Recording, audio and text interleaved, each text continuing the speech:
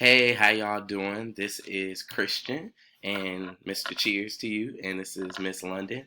And the whole purpose of this video is just to give you a kind of support on this document, just so you are able to look at this video as a reference so you can complete this document better and get more credit. You might hear London cry a little bit, but she won't be a distraction. All right, so first you want to ground yourself in the criteria for success. Please, before you attempt to answer this, make sure you read chapter 16 to 18. Make sure you respond to each question utilizing textual evidence. Even if the text is a part of the question, you can still answer utilizing maybe a different piece of textual evidence. Last, do not copy nor paste into this document from any other websites. This should be your original work. All right, so let's go.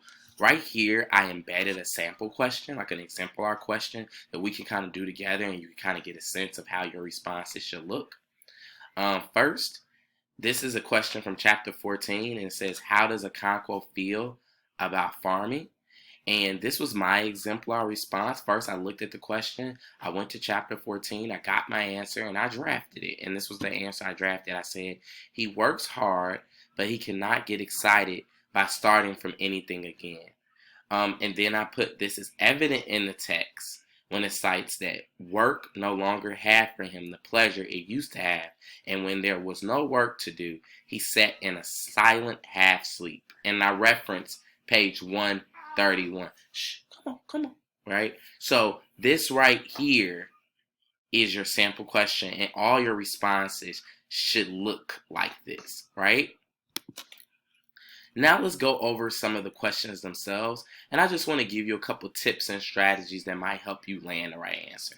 So the narrator states that of the people accepting the white man's faith, none of them was a man of the title. Why do you think that these men were willing to accept the new religion? I want you to think back early in the novel when we were talking about titles and how much it was at stake to have a title. And I want you to think about who a man was without their title. Like, a man without their title, were they really a man? And then think about that status in relationship to them accepting a new religion, and why having no title probably will make them more, what word did I want to use? Well, why not having a title will make them more apt or more eager to probably join a new religion.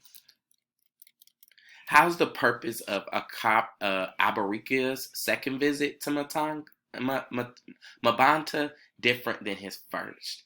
So think about the purpose of his first visit, and then I want you to think about, why did he come back again, right? There's a certain interaction that he has with one of Okonkwo's family members that makes him come back to Okonkwo. So I want you to think about that.